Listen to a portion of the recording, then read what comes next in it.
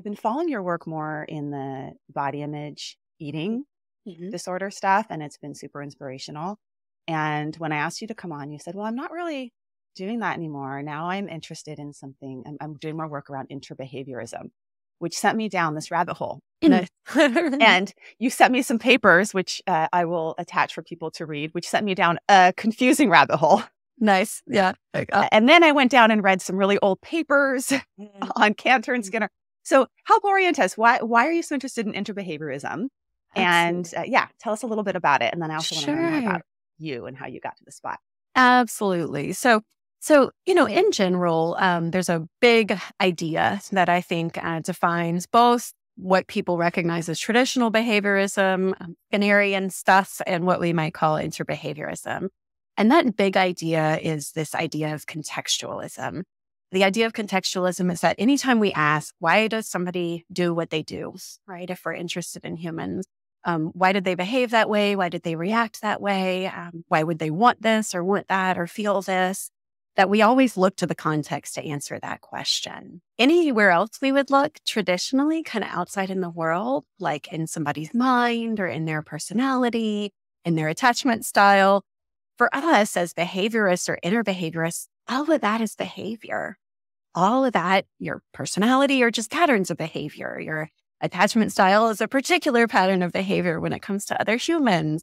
Even your mind, your thinking, your feeling, all of that is more behavior. So for us, from a contextual behavioral perspective, that's all stuff to be described. That's all stuff to be predicted. That's the stuff we're asking why about, right?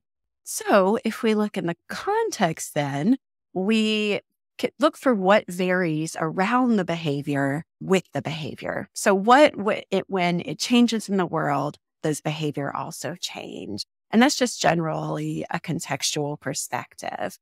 From a traditional Skinnerian perspective, we end up trying to box aspects of context, aspects of the environment, aspects of behavior. We end up trying to box them into these little categories.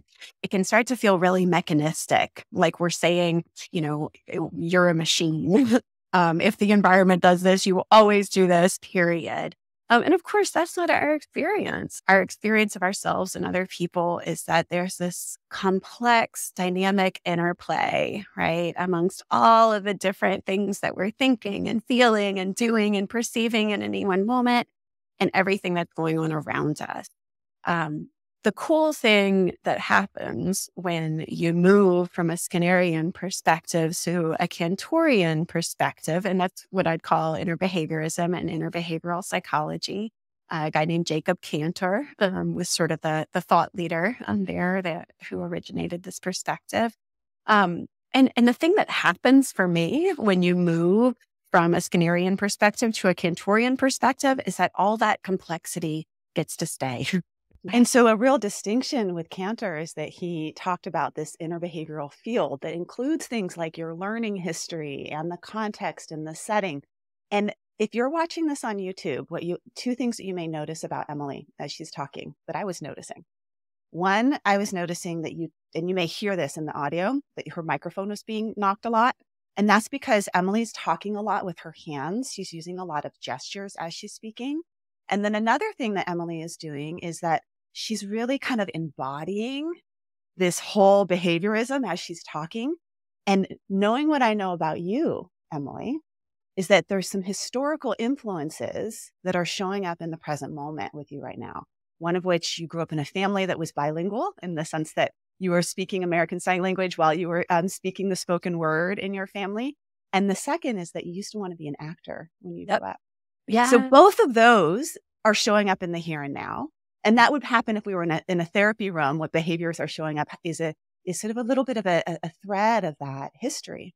And Cantor would say, yeah, absolutely. Learning history is here. So tell us a little bit about those interesting things about you, but then also how we can start to see ourselves in that way when we're thinking about changing our own behaviors that we're stuck in, or maybe enhancing certain behaviors we want to enhance. Very nice, Diana. Thank you so much for those observations. So yeah, absolutely. I grew up in a home that used sign language everywhere. My younger brother he was 3 years younger than me. He was 18 months old when we discovered that he was deaf.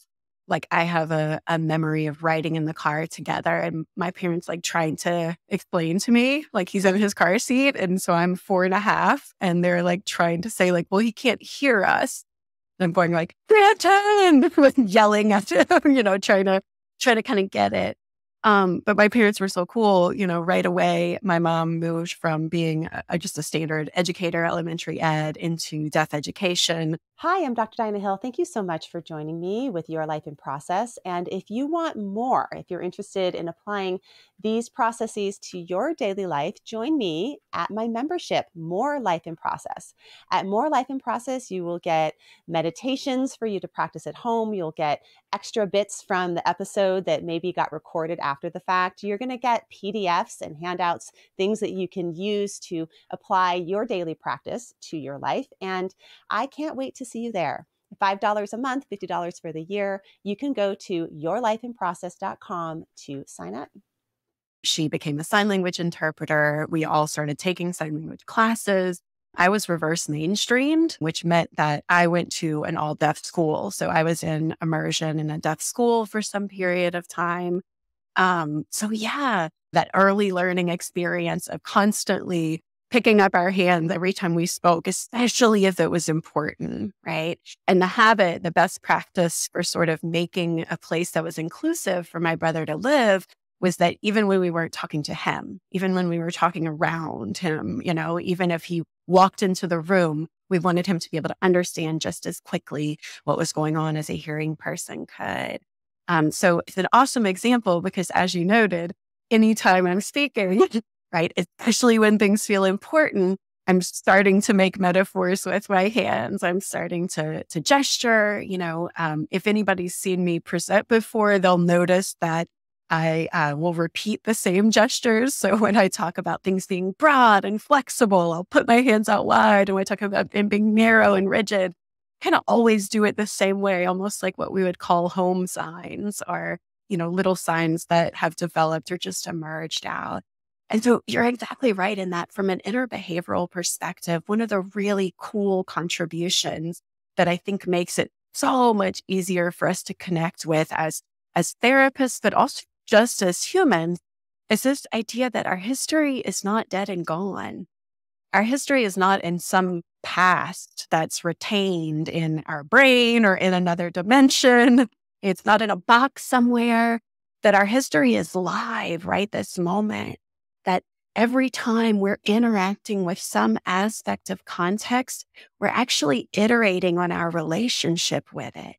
So you can imagine that interbehavioral field as involving primarily, to simplify it, a functional relationship between this ongoing stream of behavior that we're engaging in, everything that we're doing, all of these currents in the stream, you're thinking, you're feeling, you're speaking, you're nodding, you're gesturing, right? All of that is happening, changing in a dynamic way, fluctuating up and down and left and right. And then everything around you also changing. And the relationship between that dynamic behavioral stream and this dynamic context, that is a functional relationship, meaning they change together, functionally speaking, right? They co-vary together. And it's bidirectional. The idea from interbehavioral perspective is everything that we do changes our world from our perspective, right? Even the most simple behaviors.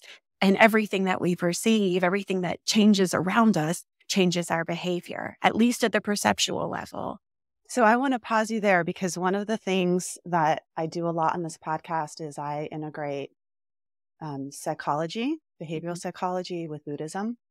And as you were talking, what came to mind was when I was on a retreat and one of the monks was giving a Dharma talk on our life.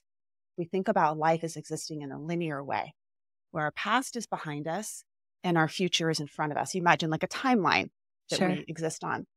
And what he did is he drew a big circle on the board. And on the circle, he put an X marks the spot of you in the present moment.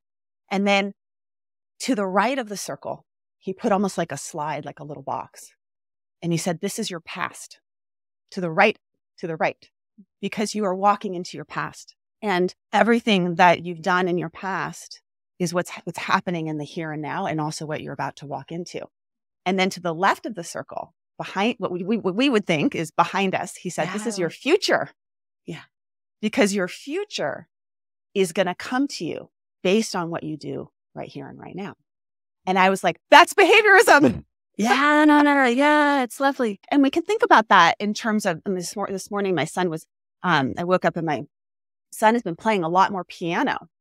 And he's been playing a lot more piano since we moved the piano, which was in the corner of the playroom, like behind a bunch of Lego boxes. And he had to like squeeze his body in there to right next to his bed. And now that the piano is right next to the bed, the first thing he does in the morning is he gets on the piano and noodles around. And that context, that past, is what's shaping his present moments, what he's living in right now. So it all starts to make sense when it's like a mind shift to see how our context is influencing us, how our history is influencing us. We think that our behavior is like some inner thing that we're responsible for, but there's a lot of other things that are influencing our behavior in the here and now.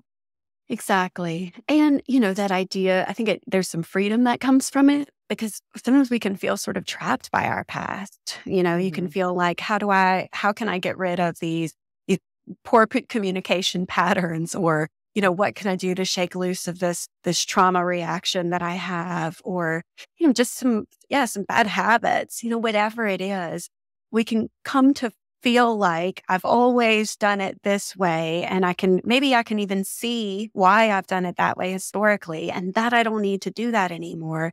But from this perspective, shifting will require a context shift, not just me being aware, not just me being intentional and saying, I want to really do something different.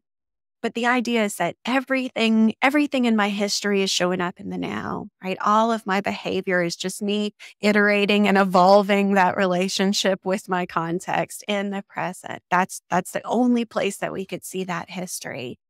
So if I want to do something different, the only thing that I can do is make a contextual shift to support a future me. I need to change something in my world to support how it is I want to change those communication habits, or those eating habits, or those exercise habits, or even that trauma reaction, right? I think of it as sort of nurturing a future Emily. I can make a change now, and that will iterate my relationship with that context and provide a context for a future me to do something different. Yes. So let's concretize this and give some examples. Sometimes the changing of the behavior isn't just like moving a piano into your bedroom, because those are kind of easy ones to move, like the ones that we all hear in behavior change. Put your vitamins by your coffee machine, move your piano by your bedroom, put your exercise clothes out so that when you wake up in the morning, it's the first thing you see. Those ones are sort of the obvious habit changes. But when you actually start to look at people's behaviors that they're stuck in, they're much more complex than that. So I'm working on a book right now on movement, barriers to movement, physical movement. And the co-author that I'm working on it with, she sent out a question of what are your barriers to movement? And you'd think that people would say things like, I don't have enough time. But they said things like, I have kids. My littlest one is too big to carry and too small to walk alongside me. And I can't get all my kids out the door. And I live in an environment where there's no good sidewalks except for by a busy road. And my apartment is really too small. And I am exhausted.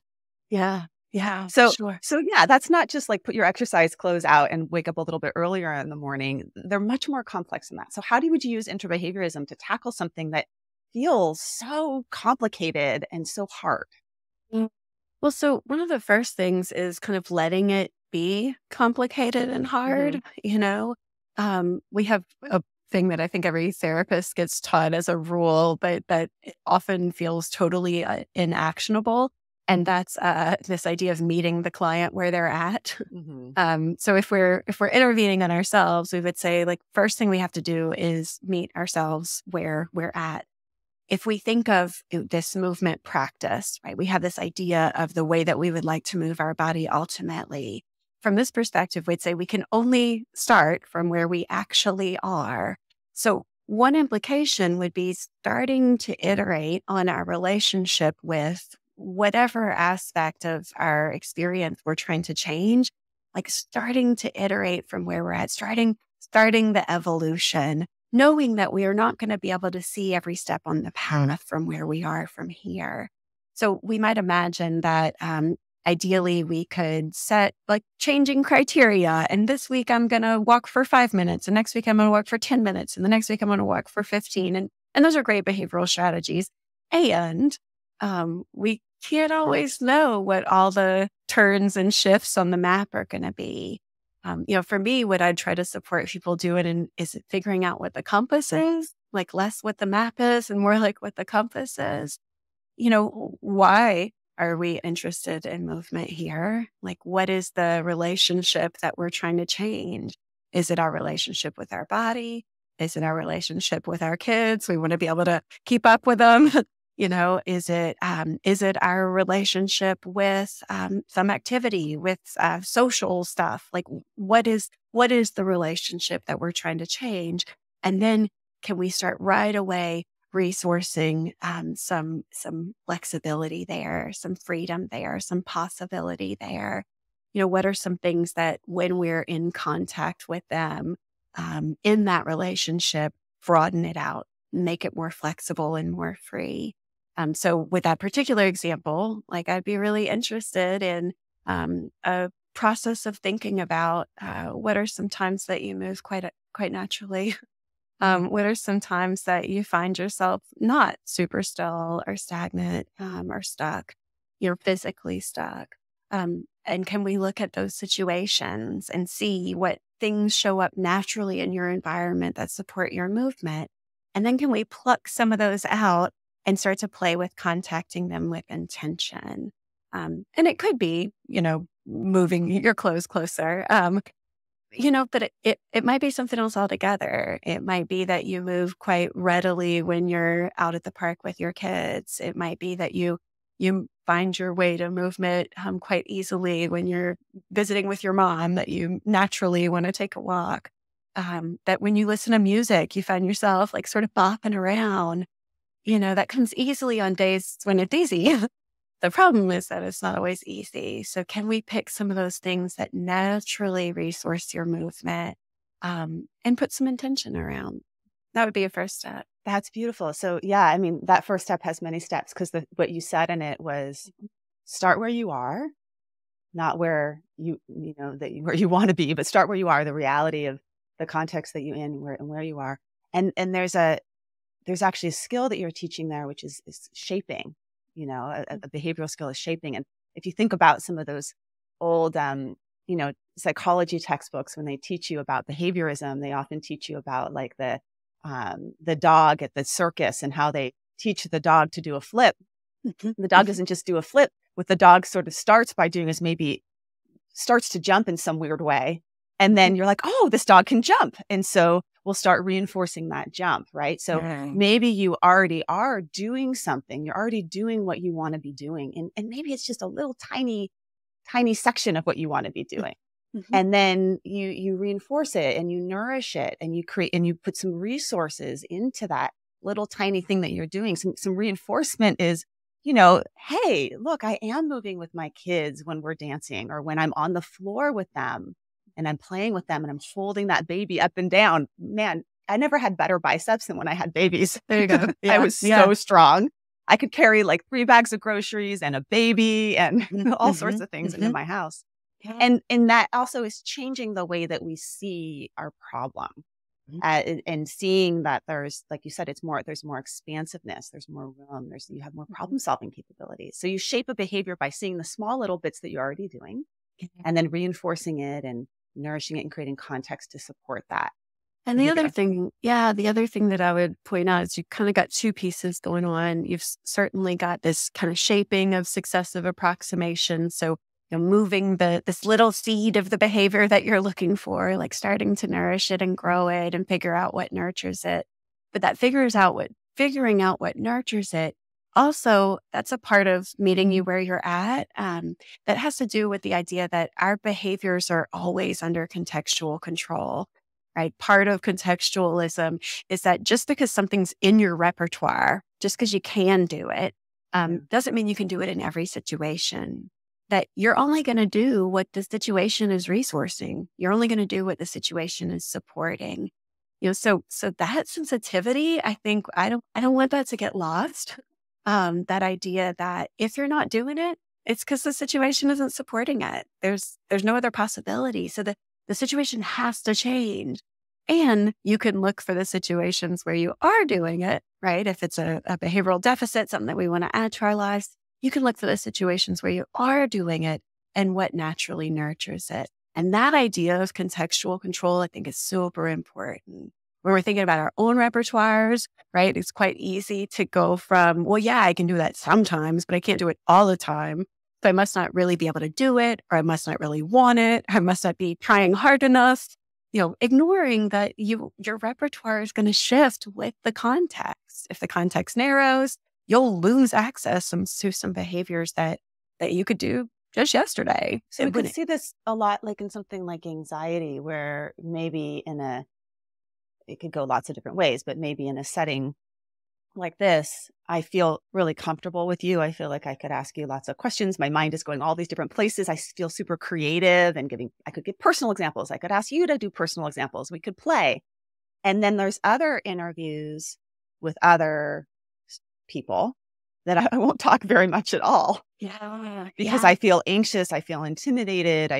And it's almost like a different version of me shows up in these different settings. So when we notice that, because all this, we may notice that in work, we may notice that in our social lives. Now, what do we do with it? Once we start to say, okay, this version can show up here, but it doesn't always show up. Yeah. Well, I think that's a great way of putting it, like that idea of a version of me. And so I want to look really carefully at what are the aspects of context that nurture me. I love this word resourcing. You've heard me say it a couple of times. This idea that our resources, the things that resource us, are the things that create that expansiveness, that flexibility, that position us to use that compass, right? To not have to just be following rules of this is step 3 and step 4, I'm supposed to do this, but to actually naturally let ourselves respond and learn in a flexible way what is needed here for me to get access to what's pleasurable or what's meaningful or what's exciting or creative for me, what's inspiring, whatever it is. So that idea of looking at the moments, what gets our attention are the moments when we can't do it. Mm-hmm. What gets our attention are the moments that freeze us up, that challenge how we think about ourselves. Then we start trying to look at those situations and really problem solve those. I think from this perspective, I want us to look at the opposite. Like, what is happening here? What is cool about this? Why is this environment resourcing for you? Why does it create flexibility? What are some elements that you could pick out? And might there even be things that have nothing to do with you or me in this moment, but little bits of how you resourced yourself prior to this meeting? Maybe there's something about this time of day where you have a little bit of extra energy, or the light hits the room in a way that just touches you, even if you're not looking at it right at that moment. Maybe something about the breakfast that you had has got you feeling cozy in your body, or the movement practice, or an extra squeeze, or a conversation that you had before this. That all of that is resourcing. Let's look at the immediate situation and everything around those moments when you're being your best self, when you have the freedom to even try new versions of you that are feel like a reach, that feel even better than your best that you would imagine. Let's look at those, and then let's see if we can bring them to bear with intention. Can we set then you up tomorrow to have that same coziness in your body? What would that involve? And I think you're right that it's not just, oh, I had that tea. Let me make sure I have enough of that tea. Certainly there's that. But there's also in this moment a real orienting towards yourself with some compassion, that you're like one to be cared for, that in those moments of struggle, in those moments when you are rigid or tight and can't quite get your feet under you, that's just you in a moment of vulnerability. That's just you in a situation that's not resourcing you very well. So there is this kind of practice of looking at that future version of you with compassion, of of looking at them as a person to be nurtured, a person to be cared for, um, and not as even as a strategy, like without even in the moments that we can't quite see what it is that she needs. Um, can we even there like care for, in this moment? I'll sometimes say with my clients, like, could you and I just like send that version of you some love? Could we do that right now? If they're old enough, I'll say, like, what kind of like Care Bear stare them? Like, we'll just like send them some big love, Could we do that? Could we practice that right now? And if we can't see what they need, if we can't practically see what it is that they need, then like maybe they're even more needful of our love. Maybe that would be even more important for us to take some time to do right now in this moment from what we're sitting. Sometimes the most nurturing thing isn't always the easiest thing. It's actually maybe sometimes doing a little inoculation of the hard thing to prepare you for the bigger, harder thing, right? I was thinking about a conference that I just came from, and I get anxious before going to conferences and presenting at conferences. And some of the things that I put in place to make it more doable for me were things that were a little bit uncomfortable to do. Like I arrived the night before instead of the morning. It just would be easier just to arrive the morning of, and in terms of the busyness of my life, but to arrive the night before so that I could go and look at the space where I was going to be presenting in, which was a little anxiety provoking to go and look at the space that I was, but now I knew what it was going to look like. To text some people that I knew that were going to be there that I was a little bit anxious to see ahead of time so that when I saw them, I already texted them, Yeah. And that's another whole part of this, because creating a nurturing environment for your future self sometimes is when you have more resources in the here and now, doing something that's a little bit hard to help your future self out. Absolutely. And I think we want to be cautious about not doing hard stuff just because it's hard. Like, Yeah. Thank you. it's so, I think sometimes when we start thinking about, avoidance and the importance of not avoiding, we can miss the other side. And like we can miss the importance of resourcing ourselves in order to do that hard thing. That if we're kind of, biting our lips and like white knuckling it. The hard thing's in the service of your values. That's the other Yeah. part. Not just because it's harder that you do it. It's Uh-huh. because there's something about it that you want to have in your life, or you want your life to be about. That's important too. Absolutely. Yeah. And I want people to be able, though, to contact those values in a way that does broaden them out, that is expansive, that is resourcing, even if they're just thinking about that value or talking about that value with somebody else. It's so easy, I think, for us to miss that we might never have had in our history an opportunity to build that kind of relationship with that value. If something was always presented as an absolute, as a rule, as a must, as a you can, so you should, we might be able to say, yes, that's a value that may be 100% true. And it might be that the way that we interact with it is really, really narrow. It's filled with like all these shoulds and all these musts.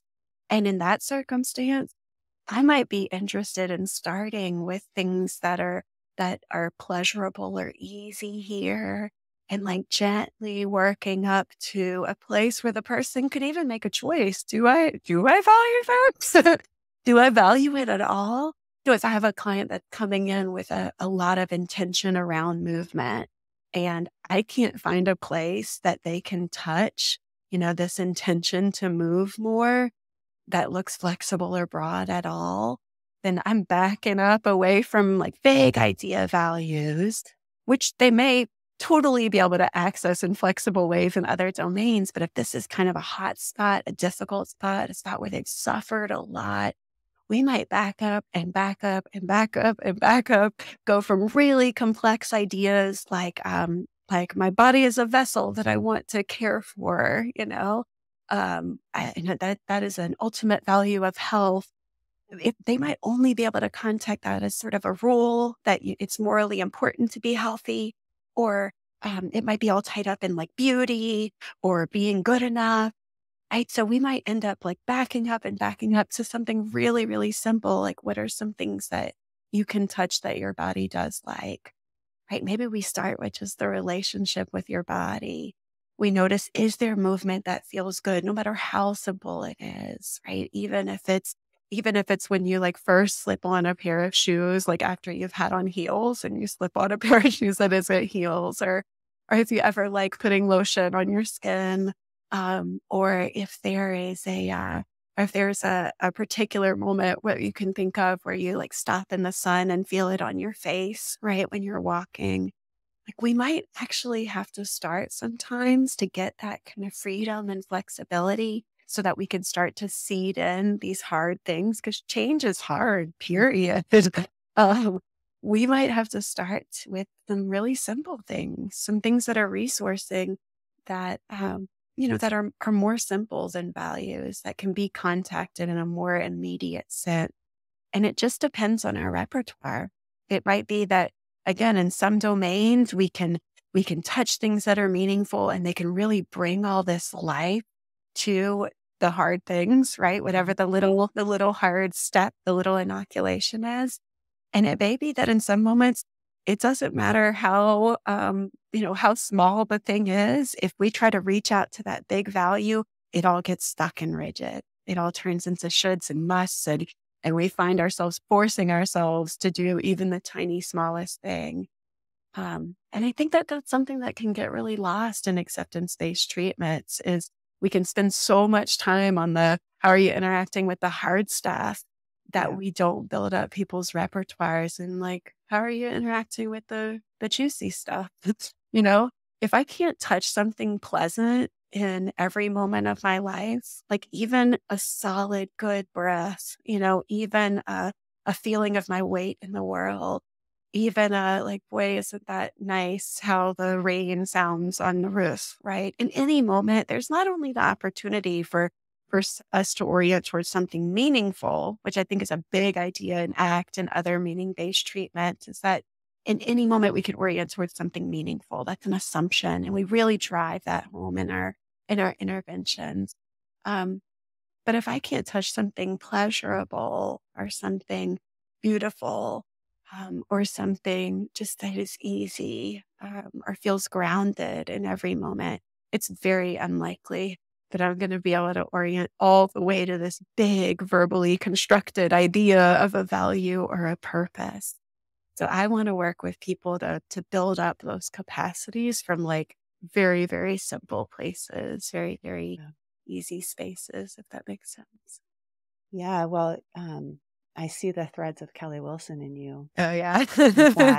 That's a part of my history showing up. Yeah, that's part of your history too, is Kelly For sure. Kelly was your mentor and such a behaviorist, but such a feeling behaviorist, like such intense depth of feeling. And this idea of, can I touch something pleasurable? This sort of, can I touch it? Can I contact it? Can I be with it? Is a different kind of mindfulness. I mean, we use the word mindfulness, but this is a different kind of mindfulness where it's actually contacting it, embodying it, feeling it in the moment that changes our experience of it.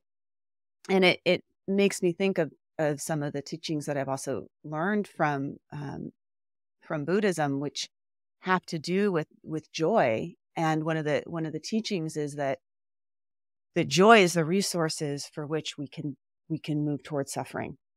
One of my girlfriends who's a psychologist, she'll often say, like, that's ACT gone wrong. Like, that's ACT gone bad. When we get into this grind of like, I just always have to do the hard thing, or I always have to expose myself. Like that's we're constantly wanting to put ourselves in the most difficult situation. That this idea of resourcing, whether using the word resource or from Buddhist psychology, use the word joy, as how are joy and suffering coexisting in this moment?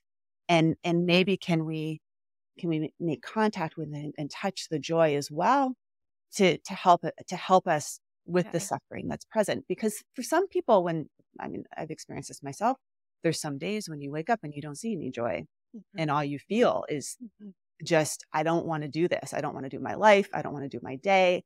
I hate this. I hate what's in front of me. I hate what's inside of me.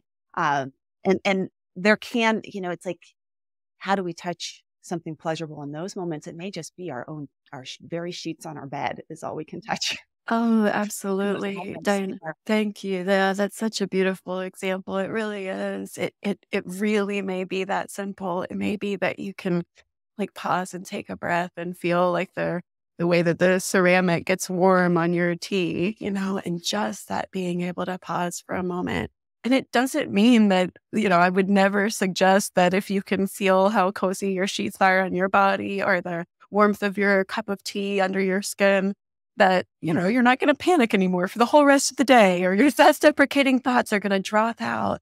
What I really want from folks, what I think is the whole point of behavior analysis, of mental health care, of any kind of healing, of many spiritual practices. I think the whole point of all of this is, can we orient towards things that are resourcing and expansive and that foster flexible learning in any moment, no matter what's going on around us? And what we have access to is going to change. Like, it doesn't mean we're orienting towards the same things or towards the same degree. But, what I want for people that I love and for humans in general is that in any moment, can you be with what is hard? Can you have that? And also, can you orient your behavior toward what is resourcing? What gives you the strength or the presence of mind or the intention to actually like bear that hard thing and to pick. I mean, I'm really into kind of freedom. Skinner's idea of freedom was freedom from aversive control. And what that meant is freedom from the aspects of context that get us running, fighting, or hiding, and that limit our repertoires and limit our awareness. And from an interbehavioral perspective, limit our world, because those are bidirectional relationships. So, those contexts that shrink everything down. What Skinner said, and he wasn't keen on free will as my will is the cause of my behavior, but he was super keen on freedom. This idea that in any moment, regardless of what's present and how it's functioned for us in the past, can we orient to the aspects of present that are actually resourcing, that broaden us out, that create the opportunities for flexible learning. And at that point, that we can be shaped by that environment, that we can bring to bear context that might not be physically present, but that could resource us to do whatever it is will get us in closer contact with what's pleasurable or meaningful at any moment, and help us And to bear then, that hard stuff. yeah, and then the interbehavioral perspective when starting to learn, and this kind of traces back to some of Marsha Linehan's teachings on transactional analysis. She would always say it's the environment and the individual. An individual that may come into the world with more emotional sensitivity or emotions that are stronger, and then how does the parent interact with the child and the child interact with the parent? That as you become maybe more resourced and more free in your behavior, you are also changing the context around you. So you can see this like walking into your kitchen in the morning. If you have a little bit more freedom, you're more resourced, you're going to interact with your partner or your child in a different way. And then they are going to change their behavior in response to you. And then now we're in the two of us, Yes. Yeah. building Yes. something in the right direction. So tell me about that in terms of interbehaviorism and relationships. And maybe you could give me a personal example. I mean, you're a parent of 3. You work with graduate students. You have lots of places where your behavior is shaping other people's behavior and interacting and transacting. Sure. One of my favorite words comes up here. I've said kind of iterating and evolving a couple of times, this idea that from an interbehavioral perspective, learning is actually a relational change. It's not a change in behavior from an interbehavioral perspective, although you could see it that way. It's a change in the relationship between behavior and context, that as we're learning, that functional relationship is changing, right? So interbehaviorism is called interbehaviorism because it's all about those relations. So notice, like in our interaction right now, we could look at you as the behaving organism and me as the context, right? And we could look at the functional relationship and how you're doing, how what you are doing is responsive to what I'm doing. And we could also flip it. We could look at me as the behaving organism and you as the context. And as we interact, all of our previous interactions, including times that I've seen you speak or times that you've seen me speak, and we weren't even directly interacting, all of that history is present in every moment of our interaction. And from the very first words that we spoke to one another to now, we're evolving this relationship between the two of us. The functions that you have for me are multiplying with every new interaction that we have, right? So in that way, we can think about those two behavioral streams. And I love this word. It's one of my favorite words. We can think about them convolving. And what I mean by convolving, it comes from physics and it means to co-evolve. So my behavioral stream is evolving as an interaction with the context that you're creating and all of the history that you're making present for me, specific to you, but also mentioning Kelly or my kids or my work, whatever it is, that is convolving. I am evolving and your behavioral stream is evolving as well. That in every interaction with every human that we have, we are evolving together, or our relationship is convolving. So I think that's my model for the therapeutic relationship, is a convolving field of interaction. I think if I'm doing my best work, then I am showing up ready to be shaped by the client into the therapist that they need.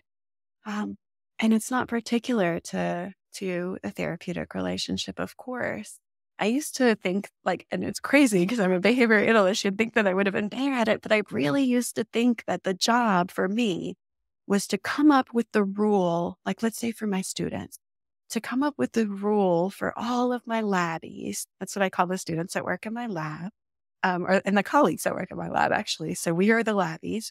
I used to think it was my job as the director of the lab to come up with the rules that kind of would best thread through all of the labbies, that would best kind of fit all of them. If I could kind of come up with some average, right, in my head of what they typically need.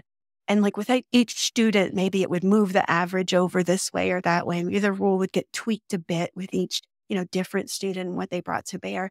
I kind of thought that I would evolve those rules and those practices. And really, I'm talking about my repertoire. I would evolve my mentoring repertoire kind of to a place that it would mostly stop having to grow. I don't actually believe this now, but I realized it was this kind of built-in assumption that I would grow and grow and grow and grow and grow. And then I would have had enough different kind of multiple exemplars or something that I would have the way that I needed to mentor would be solid and would be predictable from one student to the next. And boy, was I wrong about that. What I think evolved into realizing, for me at least, and for the kind of relationships that I want to have with my students, is that the job was to evolve to a place of flexibility where I had enough different aspects to my mentoring repertoire that I could allow them to teach me how to be the mentor that they needed. Some of them need lots of pokes and lots of emails. And I was expecting a thesis draft. And did you want to go to this conference? Or do you have something to say? I see your wheels turning, right? Some of them need a lot of space, a lot of I'm thinking about you. I'm rooting for you. No, I'm on your team. Some of them need more meetings and some of them need more group meetings versus individual. There's just this massive range of possibilities of what they could need from me.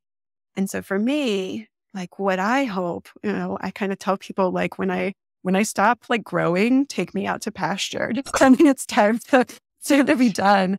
Because for me, that's kind of what life is growing. And so much of my life is defined by the relationships that I'm in. So for me, me doing good work in that context, being a good mentor means continuing to expand the kinds of things I can do as a mentor and the kinds of repertoires that I can be responsive to, so that every new student that I take on can teach me how to be the student, the mentor that they need, can teach me how to be the mentor that they need.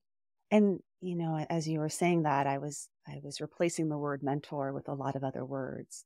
I was replacing it with the parent, that every child has different things that they bring in, and you think that you've got parenting figured out, and then you have another child, or you have maybe you allo parent another child that's different than your children. And we can think about that as in work settings with colleagues, and we can think about that as friends. I mean, I just think about my closest friends. Every single one of them I have a slightly different relationship with. I act a little differently with. Yeah. And I'm still myself, even though but I'm changing based on how that friend is interacting with me, and what that friend needs from me, and what I need from that friend. And I need different things from different friends. Absolutely. This friend I call for this type of problem, Yes. and I would not call that friend for that type of problem. So it's really, that's the expansive repertoire that we continue to grow, and we continue to develop our wisdom. It's really wisdom. There's wisdom in that flexibility and in the not knowing. And in many different traditions, the definition of wisdom is that the wiser you become, the more you are wise about what you don't know. I love that that. you're growing, and that you don't have it all figured out. Yeah. So that's wonderful. I love how you're describing how you are as a mentor, and we could just change that mentor word to whatever relationship that you're wanting to relationship domain you're wanting to grow within. Absolutely. And that idea that they are growing you. And I love that you mentioned that the job is not to sort of know it. The job isn't even to detect, oh, I see what kind of kid this is. Now I can plan out how my parenting needs to be different. That the job and that wisdom and that kind of opportunity to show up authentically and allow yourself to be shaped in those relationships. Yeah, absolutely. It could be any relationship.